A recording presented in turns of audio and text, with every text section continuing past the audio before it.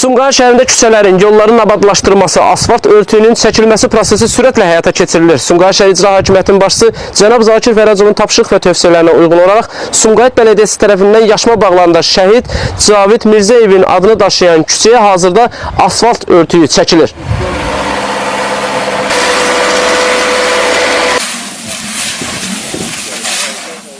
Sumqayıt şəhərində şəhidlərin adının əbədiləşdirilməsi və onların ailələrinə göstərilən diqqət və qayğının bir nümunəsi olaraq daha bir əlamətlər layihəyə imza atılıb.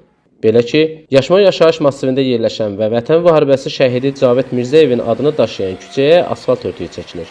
Hazırda söz gedən ərazidə intensiv şəkildə texnikalar və canlı qüvvə çalışır. Yolun yenidən qurulması ilə bağlı işlər planlı şəkildə icra olunur.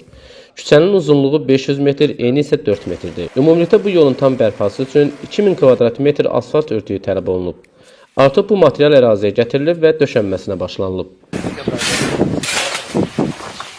Əhali üçün xüsusilə vacib olan bu yolun illərdir ciddi problemlər yaratdığı bildirilir. Yağışlı havalarda palçığa çevrilən, quru havada isə toz torpağa qərq olan küçənin asfaltlanması həm yerli sakinlərin gündəlik rahatlığını təmin edəcək, həm də şəhidin adına layiq bir mühitin formalaşmasına xidmət edəcək. Şəhid Cavid Mirzəyevin atası da görülən işlərdən razılığını ifadə edərək dövlətin və bələdiyyənin bu addımını yüksək qiymətləndirib.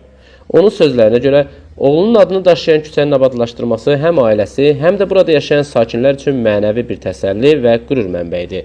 Çətin idi, həddən ziyad çətin idi. Mən bugün burada əməyi olan hər bir kəsə, o cümlədən şəhərimizin icra başçısı cənab Zakir Fərəcova öz təşəkkürünü bildirirəm. Allah köməkləri olsun.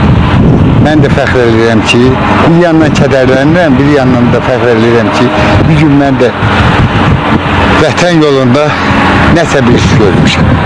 Allah köməyiniz olsun qardaşım.